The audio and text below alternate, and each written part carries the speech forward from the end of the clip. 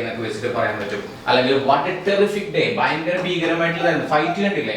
So what A terrific day, എന്തൊരു ഭീകരമായിട്ടുള്ള ദിവസമായിരുന്നു. What A wonderful day എന്ന് പറയുന്ന സമയത്ത് നമുക്ക് ആ കുട്ടി അണ്ണാനുമായിട്ട് കമ്പനി ആയില്ലേ, ആ കുട്ടി അണ്ണാനുമായിട്ട് കമ്പനി ആയ ദിവസത്തിന് നമുക്ക് എന്ത് പറയാം, വാട്ട് എ വണ്ടർഫുൾ ഡേ എന്ന് പറയാം. അതല്ല ഇനി ആ കുട്ടി ഫൈറ്റ് സീനാണ് കണ്ടതെങ്കിൽ, ആ പാമ്പും കീരിയും തമ്മിലുള്ള ഫൈറ്റ് സീൻ കണ്ടതാണെന്നുണ്ടെങ്കിൽ ആ കുട്ടി ഡയറിയിൽ എന്തെങ്കിലും ഉണ്ടാവാം, വാട്ട് എ ടെറിഫിക് ഡേ, ഭയങ്കര ഭീകരമായിട്ടുള്ള ദിവസമായിരുന്നു എന്ന് പറഞ്ഞിട്ട് സ്റ്റാർട്ട് ചെയ്യാം. തീർച്ചയായിട്ടും എന്ത് ചെയ്യണം, എക്സ്ക്ലമേഷൻ മാർക്ക് ഉണ്ടായിരിക്കണം, ഒരു വടിയും ഉണ്ടായിരിക്കണം. ഓക്കെ. അല്ലെങ്കിൽ എന്തെഴുതാം, ഭയങ്കര ബാഡ് ആയിട്ടുള്ള ദിവസമാണെങ്കിൽ it is the worst day, വൃത്തിയായിട്ട് ദിവസമായിരുന്നു.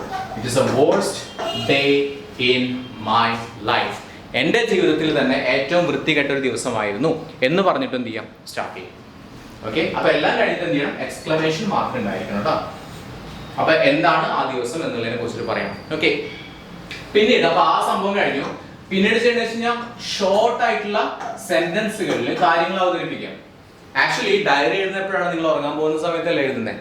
ആ ഉറങ്ങാൻ പോകുന്ന സമയത്ത് നിങ്ങൾക്ക് അത് എഴുതാതിരിക്കില്ലല്ലോ, ഒരു 5-3-4 പേജ് എടുത്തിട്ട് എഴുതാൻ നിൽക്കില്ലല്ലോ. തീർച്ചയായിട്ടും ഉറങ്ങാൻ പോകുന്ന സമയത്ത് എന്ത് ചെയ്യുന്നു, കുറച്ച് കണ്ടൻസ് ഇങ്ങനെ സ്ക്രിബിൾ ചെയ്ത് പോകും, കുറച്ച് കണ്ടൻസ് ഇങ്ങനെ എഴുതി പോകും. അത്രേ വരുന്നുള്ളൂ നമ്മുടെ ഡയറിയിൽ വരുന്നത്. ഓക്കെ. അല്ലാണ്ട് ഒരുപാട് ഒരു 250 വേർഡോ 150 വേർഡോ 500 വേർഡൊന്നും നമ്മൾ ഉറങ്ങാൻ കിടക്കുന്ന സമയത്ത് ഇത് ഉണ്ടാക്കില്ല. ഇത്രയേ ഉള്ളൂ, ഷോർട്ടായിട്ട്, വളരെ ഷോർട്ടായിട്ട് എഴുതാം. ഓക്കെ.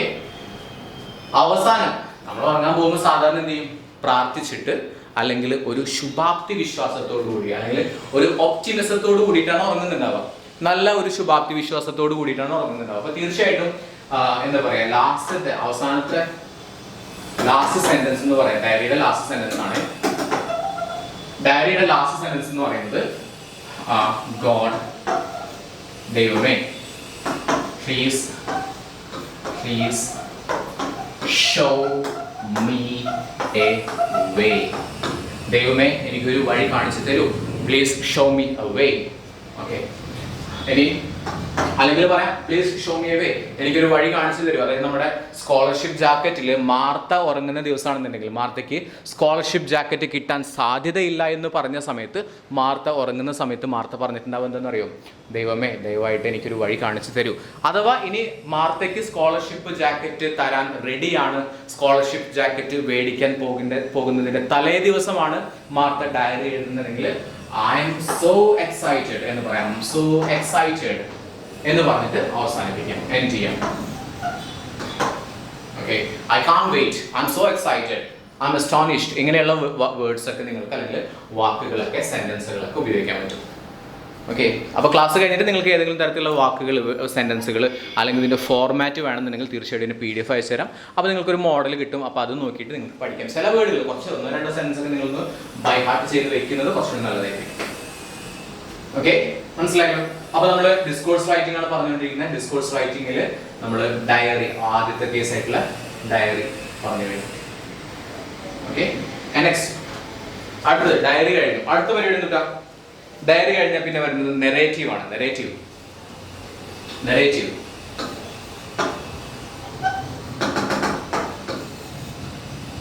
എന്ന് പറയുന്നത് എന്താണ് നെറേറ്റീവ് എന്ന് പറയുന്നത്? ഓക്കെ, നെറേറ്റീവിന് ഫസ്റ്റ് തന്നെ ഒരു ഹെഡിങ് കൊടുക്കാം. അട്രാക്റ്റീവ് ആയിട്ടുള്ള ഒരു ഹെഡിങ് കൊടുക്കാം. ഓക്കെ, ഫസ്റ്റത്തെ കാര്യം ഹെഡിങ് കൊടുക്കാം. അത് ആ ഹെഡിങ് എന്ന് പറയുന്നത് ക്വസ്റ്റ്യനെ റിഗാർഡിംഗിലായിരിക്കണം. ചോദ്യം ഏത് തരത്തിലാണോ ക്വസ്റ്റ്യന്റെ ബേസിലായിരിക്കണം. On the basis of the question ആയിരിക്കണം. On the basis of question. ചോദ്യം ഏത് രീതിയിലാണോ ആ രീതിയിലായിരിക്കണം അതിന്റെ എന്ത് വരേണ്ടത്, നമ്മുടെ ഹെഡിങ് വരേണ്ടത്. ഓക്കെ, മനസ്സിലായോ? യെസ്.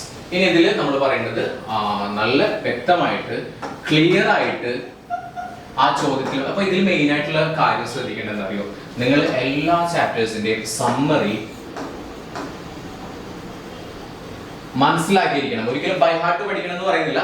സമ്മറി മനസ്സിലാക്കിയിട്ട് നിങ്ങൾക്ക് നിങ്ങളുടേതായിട്ടുള്ള വാക്കുകളിൽ അല്ലെങ്കിൽ ചില വേർഡുകളൊക്കെ നോക്കി വെച്ച് കഴിഞ്ഞാൽ എഴുതാൻ പറ്റണം. അപ്പൊ ക്ലിയർ ആയിട്ട് ഓർഗനൈസ് ചെയ്തിട്ട്, ഓർഗനൈസ് ചെയ്ത് 1 by 1, ഒന്നാമത്തെ കാര്യം ഒന്നാമത്, രണ്ടാമത്തെ കാര്യം രണ്ടാമത്, മൂന്നാമത്തെ കാര്യം മൂന്നാമത് എന്നുള്ള ഓർഡറിൽ ക്ലിയർ ആയിട്ട് ഓർഡർ ആയിട്ട് എഴുതി പോകുന്നതിനെയാണ് എന്ത് പറയുന്നത്, നെറേറ്റീവ് എന്ന് പറയുന്നത്. അപ്പൊ നല്ല സ്റ്റാർട്ടിങ് നല്ല ഇംപ്രസീവ് ആയിരിക്കണം.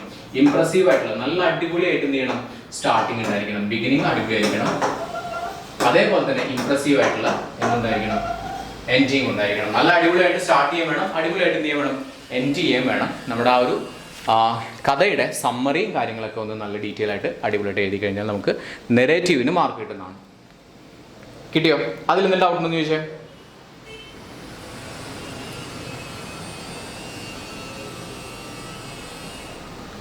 ഓക്കെ, അതിൽ പിന്നെ വേറൊരു കാര്യം കൂടി ഉണ്ട് കേട്ടോ. ഇതിൽ വേണമെങ്കിൽ ചിലപ്പോൾ നിങ്ങളോട് ചോദിക്കാം, ഫസ്റ്റ് പേഴ്സൺ ആയിട്ട് എഴുതുക, അല്ലെങ്കിൽ സെക്കൻഡ് പേഴ്സൺ ആയിട്ട് എഴുതുക, അല്ലെങ്കിൽ എന്ത് ചെയ്യാം, തേർഡ് പേഴ്സൺ ആയിട്ട് എഴുതുക എന്നൊക്കെ പറയും. അപ്പൊ ഫസ്റ്റ് പേഴ്സൺ എന്ന് പറഞ്ഞാൽ ഐയും വിയും ആണ് കേട്ടോ. ഓക്കെ, അതായത് ഫസ്റ്റ് പേഴ്സൺ സെക്കൻഡ് പേഴ്സൺ എന്താന്ന് പറയാം, first person, second person and third person. First person വെച്ച് കഴിഞ്ഞാൽ എന്താ പറയാം, ഐ അല്ലെങ്കിൽ ബി വെച്ചിട്ട് പറയാം. സെക്കൻഡ് പേഴ്സൺ ആണെങ്കിൽ യു വെച്ചിട്ടാണ് എഴുതേണ്ടത്. തേർഡ് പേഴ്സൺ ആണെങ്കിൽ ദേ അല്ലെങ്കിൽ ബി വെച്ചിട്ട്, ദേ അല്ലെങ്കിൽ ദേ വെച്ചിട്ടൊക്കെയാണ് പറയാം സാധാരണഗതിയിൽ. ഓക്കെ, അപ്പൊ ഇത്രയും കാര്യങ്ങൾ നോക്കി വെക്കാം. First person, second person and third person. They മാത്രമല്ല ഹി ഒക്കെ പറയാം. തേർഡ് പേഴ്സണിൽ പറഞ്ഞാൽ ഹിയും ഷീയൊക്കെ പറയാം. ഹി ആൻഡ് ഷീ, ഇതൊക്കെ തേർഡ് പേഴ്സണിൽ വരുന്നതാണ്. കിട്ടിയോ? ഇതിന്റെ ക്വസ്റ്റിന്റെ മോഡൽ ഞാൻ പിന്നീട് പറയുന്നുണ്ട്. ഇത് ബേസിക് ആയിട്ട് നിങ്ങൾ മനസ്സിലാക്കാനായിട്ടുള്ള കാര്യങ്ങളാണ് ഇപ്പോൾ പറഞ്ഞുകൊണ്ടിരിക്കുന്നത്. അപ്പോൾ നെറേറ്റീവ് പറഞ്ഞു, ആ സ്റ്റോറിയുടെ നെറേറ്റീവ് എഴുതാനായിട്ടുള്ള ക്വസ്റ്റ്യൻ. അപ്പോൾ സാധാരണഗതിയിലുള്ള ചോദ്യമാണ്, narrate the story the best investment I ever made in the third person point of view. മനസ്സിലായോ? ചോദ്യം മനസ്സിലായോ? ഓക്കെ ഓക്കെ, അതായത് നെറേറ്റ് ദ സ്റ്റോറി നമ്മൾ ചെയ്യേണ്ടത് എന്താണ്, സ്റ്റോറി എഴുതാന്നുള്ളതാണ്. സ്റ്റോറി നെറേറ്റ് ചെയ്യുക, സ്റ്റോറി എഴുതുക. എന്താണ്, ആരുടെ പോയിന്റ് ഓഫ് വ്യൂവിലാണ്, പോയിന്റ് ഓഫ് വ്യൂ ആരാണെന്ന് നോക്കുക. ഇതിനാണ് കാര്യം, ഇതിനാണ് മാർക്ക് വരുന്നത്. പോയിന്റ് ഓഫ് വ്യൂ എന്ന് പറയുന്നത് ഫസ്റ്റ് പേഴ്സന്റെ പോയിന്റ് ഓഫ് വ്യൂവിലാണെന്നുണ്ടെങ്കിൽ നിങ്ങൾ എഴുതുന്നത് ഐ വെച്ചിട്ട് മാത്രം എഴുതിയാൽ മതി. ഫസ്റ്റ് പേഴ്സന്റെ പോയിന്റ് ഓഫ് വ്യൂവിലാണ് നിങ്ങളോട് ചോദ്യം എഴുതാൻ പറഞ്ഞിട്ടില്ലെങ്കിൽ നിങ്ങൾ എന്ത് ചെയ്യാം, ഐ വെച്ചിട്ട് എഴുതാം. അഥവാ സെക്കൻഡ് പേഴ്സന്റെ പോയിന്റ് ഓഫ് വ്യൂ ആണെന്നുണ്ടെങ്കിൽ യു വെച്ചിട്ട് എഴുതാം. അതുപോലെ തന്നെ തേർഡ് ആണെന്നുണ്ടെങ്കിൽ ഹി വെച്ചിട്ട് എഴുതാം. സാധാരണഗതിയിൽ വരാറ് തേർഡും അതേപോലെ തന്നെ ഫസ്റ്റും. ഇത് മാത്രമാണ് സാധാരണഗതിയിൽ വരാൻ സാധ്യതയുള്ളത്. ഒന്നുകിൽ ഐ വെച്ചിട്ട് എഴുതാം, അല്ലെങ്കിൽ എന്ത് ചെയ്യാം, ഹി വെച്ചിട്ട് എഴുതാനായിട്ടുള്ള ചോദ്യമാണ് സാധാരണഗതിയിൽ വരാറുള്ളത്. കിട്ടിയോ? യെസ്. അപ്പൊ അടുത്ത കാര്യം, അപ്പൊ നമ്മള് നെറേറ്റീവ് പറഞ്ഞു. അടുത്തത് സ്പീച്ച് ആണ്. സ്പീച്ച് നിങ്ങൾ നോട്ട് ചെയ്യുന്നുണ്ടെങ്കിൽ നോട്ട് ചെയ്ത് വെച്ചോളൂ. ഞാൻ PDF അയക്കാം. എങ്കിലും നോട്ട് ചെയ്യാനായിട്ടുള്ള എന്തെങ്കിലും കാര്യം ഉണ്ടെങ്കിൽ ആഡ് ചെയ്തോളൂ. യെസ്. ഓക്കെ, അപ്പൊ സ്പീച്ച് എങ്ങനെ സ്റ്റാർട്ട് ചെയ്യുന്നത്? നമ്മൾ സ്പീച്ച് സ്റ്റാർട്ട് ചെയ്യുന്നത് സാധാരണഗതിയിൽ എങ്ങനെയാണ്, എന്താ പറയുന്നത്, സാധാരണഗതിയിൽ സ്കൂളിലായിരിക്കും സ്പീച്ച് ഉണ്ടാവുന്നത്. അപ്പൊ നമ്മൾ സ്റ്റാർട്ട് ചെയ്യും, respected teachers and my dear friends. Respected teachers and my dear friends എന്ന് പറഞ്ഞിട്ട് friends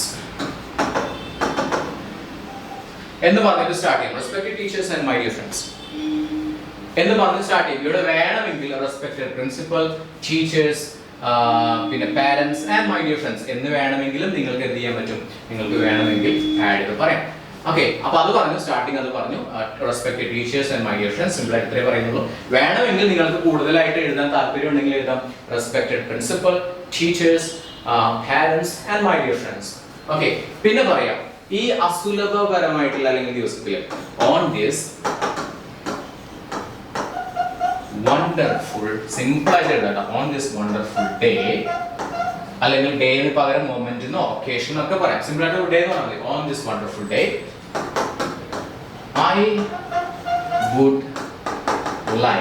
I would like to speak a few words on the topic. പിന്നെ എന്താണ് ടോപ്പിക് എന്ന് വെച്ചാൽ പറയാം, on the topic എന്താണെന്നുള്ളത് പറയാം, അല്ലെങ്കിൽ ഓൺ വെച്ചിട്ട് എന്താണോ സംഭവം എന്നുള്ളത് പറയാം. അപ്പൊ സ്റ്റാർട്ട് ചെയ്യേണ്ടത് എന്താണ്, റെസ്പെക്റ്റഡ് ടീച്ചേഴ്സ്, അല്ലെങ്കിൽ പ്രിൻസിപ്പൾ ഒക്കെ വെക്കുന്നുണ്ടെങ്കിൽ respected principal, teachers, parents and my dear friends on this wonderful day or on this wonderful occasion or on this wonderful moment I would like to speak a few words about, അല്ലെങ്കിൽ on the അല്ലെങ്കിൽ about എന്ന് വെച്ച് പറയണ്ട, about എന്ന് വേണമെങ്കിൽ പറയാം. About എന്താണോ സംഭവം അത് പറയാം. ഇതാണ് സ്റ്റാർട്ടിങ്. അപ്പൊ നോക്കി, ഇത്രയും എഴുതുമ്പോൾ തന്നെ അത്യാവശ്യം കുറച്ച് കണ്ടന്റ് ആയല്ലോ അല്ലെ. ഇത്രയും കാര്യങ്ങൾ, respected teachers and my dear friends on this wonderful occasion I would like to speak a few words about എന്ന് പറഞ്ഞിട്ട് കാര്യങ്ങൾ പറയുമ്പോൾ തന്നെ അത്യാവശ്യം കണ്ടന്റ് ആയി. പിന്നീട് എന്ത് ചെയ്യാം? അപ്പൊ നമ്മൾ ഇതാണ് ഫസ്റ്റ് എഴുതുന്നത് കേട്ടോ. അപ്പൊ പാരഗ്രാഫ് ഫസ്റ്റ്. ഓക്കെ, ഇനി എന്ത് ചെയ്യാം? Second paragraph. സെക്കൻഡ് പാരഗ്രാഫിൽ എന്ത് ചെയ്യാന്ന് വെച്ച് കഴിഞ്ഞാല് നമ്മൾ പറയാൻ ഉദ്ദേശിക്കുന്ന ബോഡി കണ്ടന്റ് പറയാം. ബോഡി കണ്ടന്റ്, ബോഡി പാരഗ്രാഫ് ആണ്. ബോഡി പാരഗ്രാഫിൽ നമ്മൾ പറയാൻ ഉദ്ദേശിക്കുന്ന എല്ലാ ഐഡിയാസും വ്യക്തമായിട്ട് കൂടുതൽ കണ്ടന്റിൽ സ്പീച്ച് ആണ്. സ്പീച്ച് നിങ്ങൾക്ക് അറിയാൻ പറ്റും, അത്യാവശ്യം കുറേ കാര്യങ്ങൾ എന്ത് ചെയ്യുന്നുണ്ടാവും, സ്പീച്ച് പറയുന്ന ആളുകൾ പറയുന്നുണ്ട്. അപ്പോൾ തീർച്ചയായിട്ടും അത്യാവശ്യം നിങ്ങൾ എഴുതേണ്ടി വരും. ഓക്കെ, എത്ര വേർഡുകളാണ് അവിടെ കൊടുത്തിട്ടുണ്ടായിരിക്കും. അര പേജിൽ കവിയാതെ എഴുതുക എന്നൊക്കെ പറഞ്ഞു കഴിഞ്ഞാൽ ഹാഫ് പേജ് ഒക്കെ എഴുതുന്നുണ്ടെങ്കിൽ ആ രീതിയിൽ എഴുതാം. ഒരു പുറമെന്നുണ്ടെങ്കിൽ വൺ സൈഡ് ആണെങ്കിൽ ആ രീതിയിൽ എഴുതാം. അപ്പോൾ നിങ്ങൾ നോക്കിയിട്ട് നിങ്ങളുടെ ആ ഒരു എത്രത്തോളം വലുതാക്കിയിട്ടാണ് എഴുതുന്നത് അതൊക്കെ നോക്കിയിട്ട് നിങ്ങൾ അറേഞ്ച് ചെയ്ത് എഴുതാം. പക്ഷെ തീർച്ചയായിട്ടും ബോഡി കണ്ടന്റിൽ അത്യാവശ്യം ഐഡിയാസ് ഉണ്ടായിരിക്കണം. ഓക്കെ, ഇനി തേർഡ് പാരഗ്രാഫ്.